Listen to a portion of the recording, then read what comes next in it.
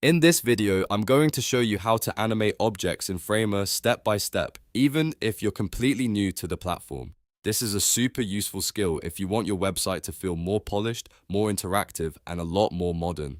Whether you're animating text, images, buttons, or other elements, Framer makes it surprisingly easy once you know where to look. And if this tutorial helps you out, make sure to hit the like button and subscribe for more Framer and no-code tutorials just like this. Alright, let's jump right into it. First, open your Framer project and go to the page or section where the object you want to animate is located. This could be a heading, a paragraph, an image, a card, or even a button. Once you've found it, click on the object to select it. You'll know it's selected when you see the editing options appear, usually in the right-hand panel. Now that the object is selected, look over to the right sidebar. This is where Framer keeps most of the design and interaction settings for the element you're working on. Scroll down carefully until you find the effects section. This is the area that controls different visual enhancements and motion effects for your selected object. Inside the effects section, click on the button that says Add Effect. Once you do that, Framer will open up a list of animation options you can apply.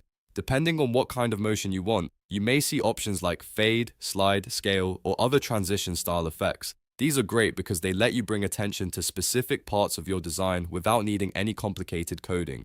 Next, choose the animation that fits your content best. If you want something subtle and clean, fade is usually a great choice. If you want your object to move into view, slide can work really well. And if you want to make an element feel more dynamic or attention-grabbing, scale is another strong option. The best animation depends on the mood of your website and the type of section you're designing. After selecting the effect, take a moment to review how it looks on your object. Framer allows you to preview and adjust the behavior so you can make sure the animation feels natural and not too distracting. If the motion feels too fast, too slow, or too dramatic, you can fine-tune it until it matches the rest of your design. A good tip here is to keep animations consistent across your website.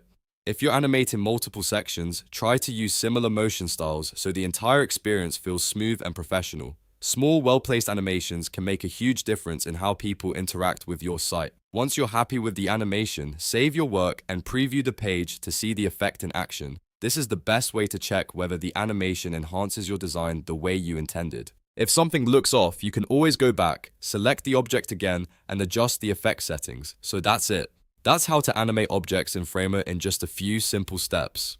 Open your Framer project, select the object, go to the right panel, scroll to Effects, click Add Effect, and choose the animation you want. It's quick, easy, and a really powerful way to make your website feel more engaging. If this tutorial helped you, don't forget to like the video, subscribe to the channel, and turn on notifications so you don't miss the next Framer guide. Thanks for watching, and I'll see you in the next one.